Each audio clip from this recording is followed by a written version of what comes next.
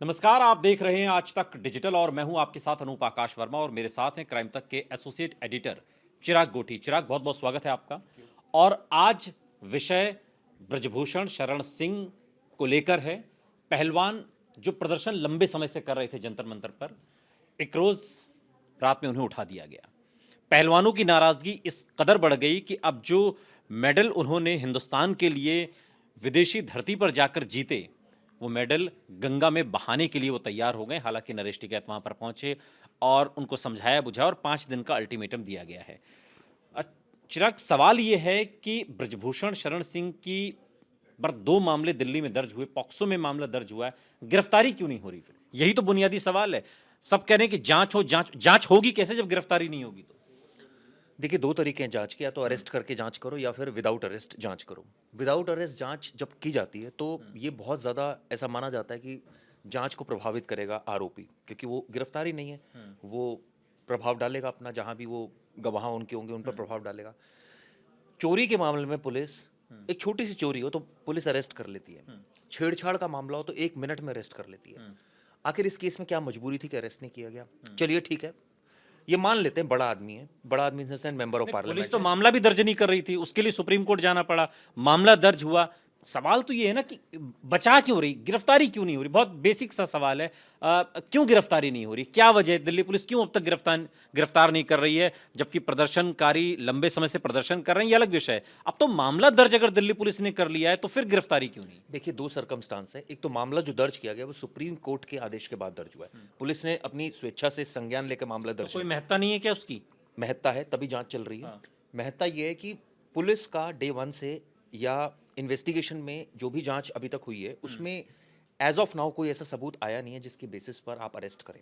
क्योंकि ऐसे केसेस में यूजुअली जब हाई प्रोफाइल एक्यूज्ड होता है तो पुलिस की कोशिश रहती है, आजकल तो बहुत ज़्यादा रहती है, पहले नहीं रहती थी, कि पहले वो जांच करती है। हाँ। अगर उनको लगता है कि इस केस में सबूत आ रहा है। कानून के सबके लिए अलग अलग नहीं, हैं। नहीं, मैं आपको कानून की बात हाँ। बताता हूँ। ये डिस्क्रिशन पुलिस का है कि वो कब किसे अरेस्ट करे। ठीक है। ये डिस्क्रिशन और किसी एजेंसी के पास ठीक नहीं है। है। लेकिन कई ऐसे कानून हैं जिसमें ये कहा जाता है कि भाई आप पहले अरेस्ट कीजिए, उसके बाद जांच कीजिए। लेकिन ये कोई बहुत मैंडेटरी कानून नहीं है कि आपको करना ही अरेस्ट है। भाई कई बार सबूत नहीं आए। फर्ज कीजिए, मैं तो छोटे से मामले की बात कर रहा हूँ, कि अगर छोटे से मामले में किसी को हम अरेस्ट कर लेते हैं या पुलिस अरेस्ट कर लेती है और बाद में जाके कोर्ट से बरी हो जाए। कई ऐसे केसेस आए, कई लोग जेलों में बंद रहे, बाद में बरी हो तो गए। जांच जांच कैसे होगी, या चिराग? ये जो ये नियम है, ये ये नियम यौन है। शोषण का मामला है। ठीक है। यौन शोषण का मामला है।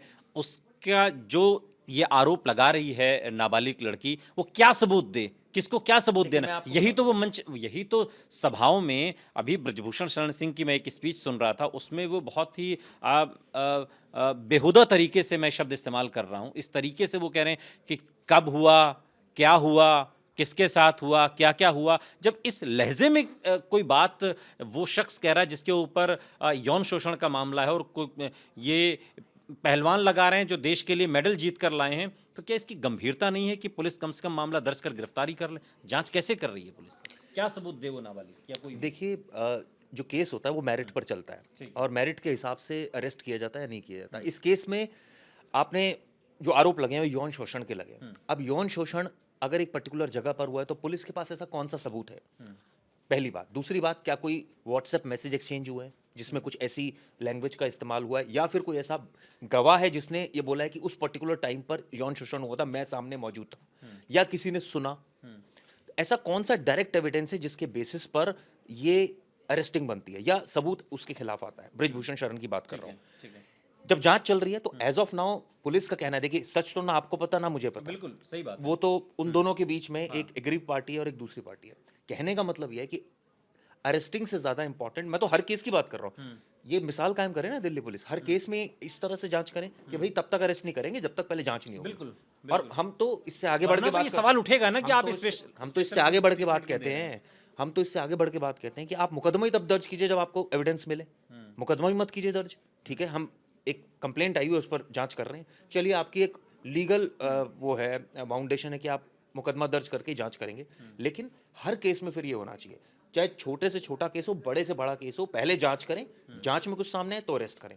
लेकिन होता ऐसा नहीं है, पिक एंड चूज होता है। कुछ केसेस में जिसमें प्रेशर ज्यादा होता है ऊपर से प्रेशर होता है, ऊपर से आप मतलब समझ ही गए होंगे होम मिनिस्ट्री या तमाम जगहों से, तो तुरंत अरेस्ट कर लेते हैं। इस केस में मैं पॉलिटिकली आपसे ही पूछना चाहता हूँ, ऐसी कौन सी मजबूरी है बीजेपी की, मैं तो बीजेपी सीधा नाम लूंगा, केंद्र सरकार का नाम लूंगा, कि सपोर्ट किया जा रहा है और एक आरोपी जो खुले में चौड़े में अभी ये कह रहा अभी है, अभी चौड़े में कह रहा है कि जी बताओ कहाँ सबूत है, क्या सबूत है। अभी अभी अनुराग ठाकुर का थोड़ी देर पहले स्टेटमेंट है जिसमें वो ये कह रहे हैं कि जो जो डिमांड पहलवानों की तरफ से रखी गई और हर उस डिमांड को माना गया है।